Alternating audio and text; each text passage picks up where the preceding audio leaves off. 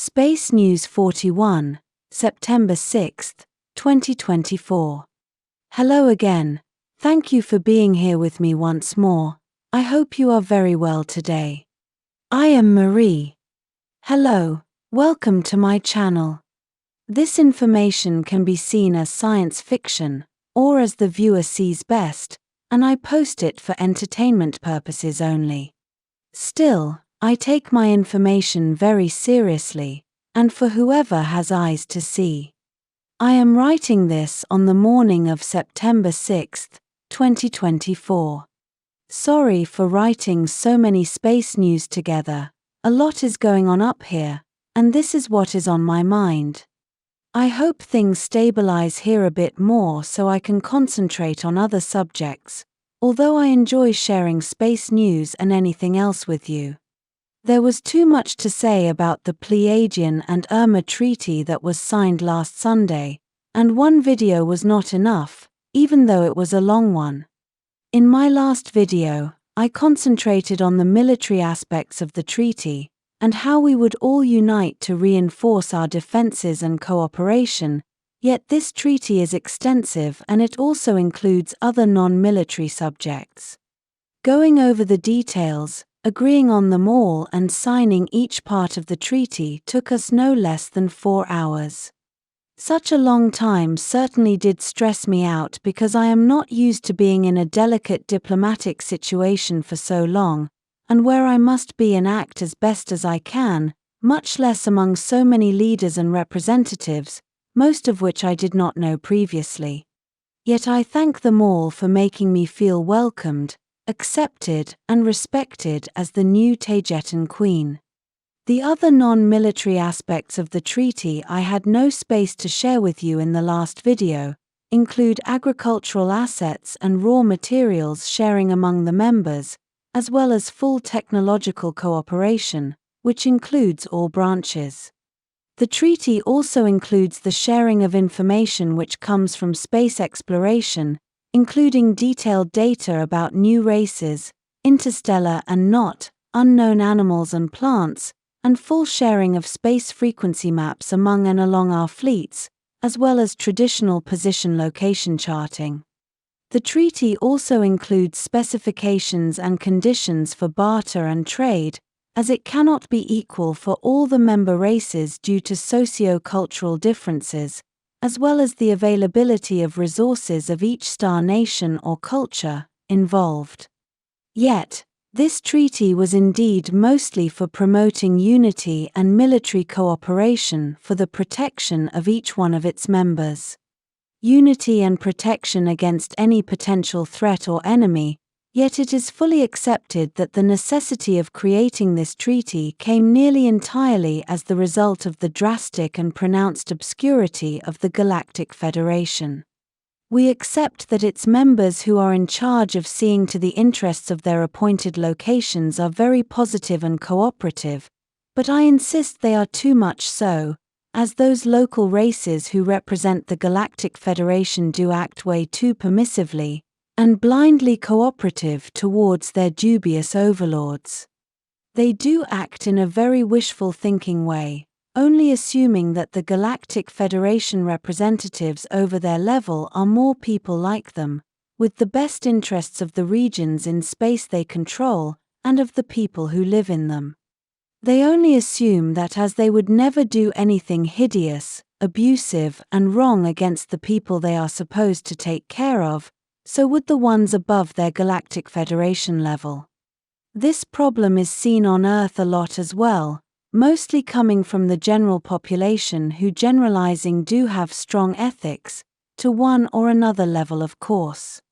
Most people on Earth only want to make an honest living, grow and love each other, enjoy life, make babies, and find something meaningful to strive for. All they want is something to make all the suffering coming from simple existence worthwhile.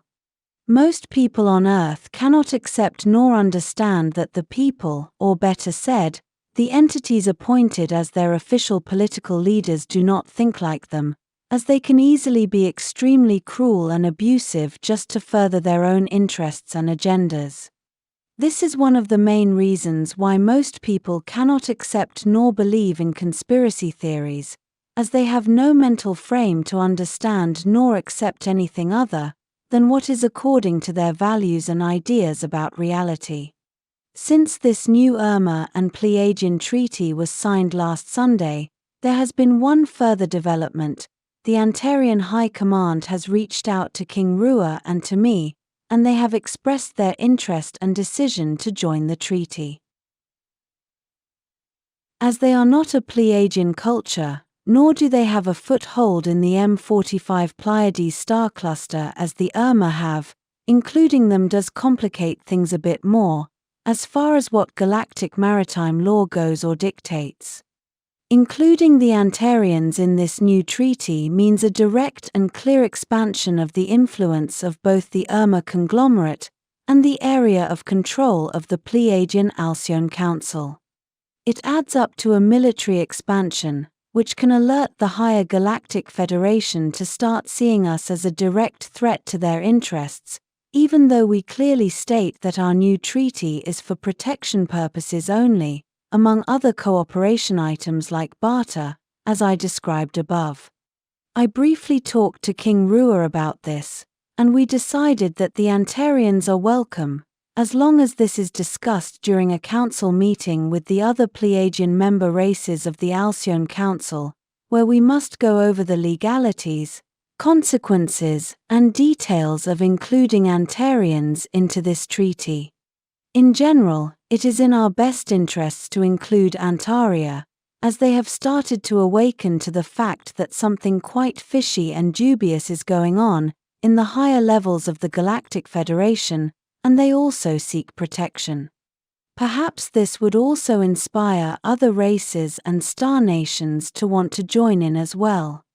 Before the end of September, King Rua and I will summon another meeting with the Alcyone Council to discuss this issue, hopefully with the attendance and participation of Antarian representatives as well. Now that I could talk to King Rua again and I had his attention, I could finally ask him what he told the Andromedan Galactic Federation local representatives, before the second one of them, the good cop, not the bad one, spoke to me in a far more comprehensive and respectful way. Rua told me that all he needed to say was that the Urmah recognize me as the new Taygetan queen, and should everyone else, and immediately, as any type or kind of aggression, including verbal abuse, by legal treaty is considered an offense and aggression against the Urmah people. Rua kindly, but firmly told the Galactic Federation Andromedan representatives that he had informed the entire Urmah conglomerate that I, Queen Mariswa, was ill-fully and disrespectfully treated by them, for no reason at all. Rua said that the entire Andromedan image, of being ethical, spiritual and correct was at stake because of that one incident, and it could worsen very fast. This is not said as a threat, but as a fact already in progress, so the Andromedans, and the already stained Galactic Federation, should start to make amends, and learn to respect others. Or else, the Urmah would start to progressively remove the areas where they cooperate with the Galactic Federation, becoming even more contrary to their interests, and he should not need to remind them that no one wants the big cats angry. The Andromedans only answered back that the incident was regretful, and there was no need for the Urmah to get all feisty. Well, I certainly do thank King Rua for watching my back. Moving to something else, CIC noticed a lot of chatter and speculation about the Alfratan recent fatal accident, where one of their Black Knight fighter craft had an unfortunate encounter, playing chicken with a mountain. This caught everyone's attention even more, since their two pilots were heavily alcoholized when they crashed.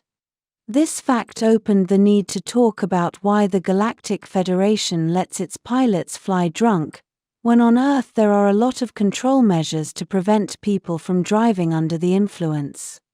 It's not that the Galactic Federation lets them do so, as it is officially prohibited, it is more of an Alfratan problem, as they are heavy drinkers in general, so they manage to overcome or get away with drinking at any time, including before their missions, even more so, because they do drink before most of their flying and other activities with no perceivable consequences.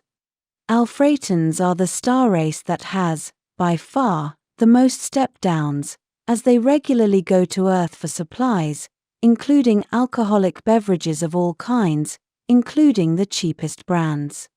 Going down to Earth is very easy for them, as they are by far the most human-looking stellar race, because they originated from Earth, as their official history goes. And as they originated from Earth, they are the ones who have imported human bad habits to space the most, as is to be expected. Alfratans as a people are very complex and numerous.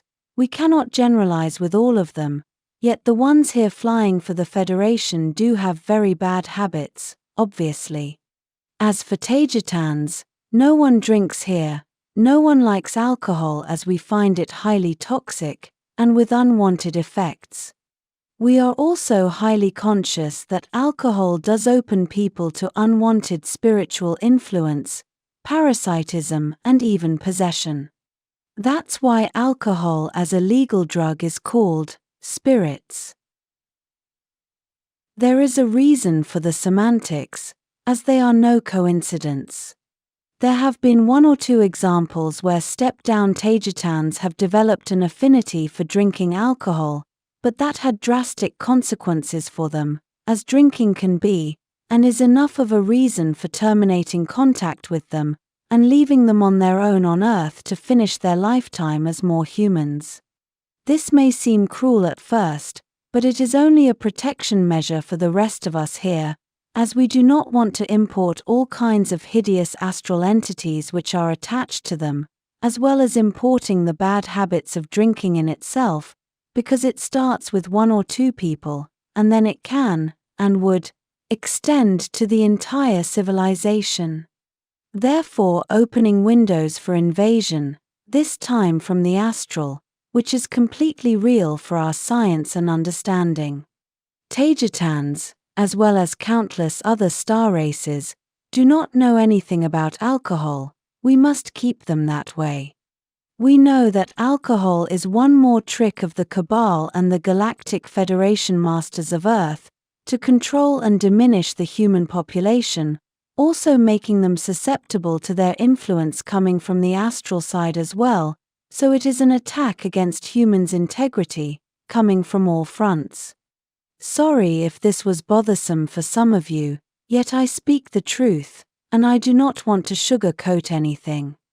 In the last piece of news for today, the starship Alcyone is being extensively upgraded in its hull's main shields, not the energy ones, I mean the material, solid ones with which she is built. Our engineers from our assistance vessel Saska 1 have been very busy with it during the last week, all under the direction of Captain Goriel and myself. With these upgrades, including aesthetic ones, Starship Alcyone will be ready for action in a few days. I will keep you informed.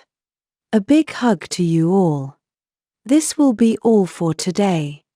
As always, thank you for watching my video, and for liking, sharing, and subscribing for more. It helps this channel grow a lot. And I hope to see you here next time. With much love and appreciation, your friend, Marie Swaruu.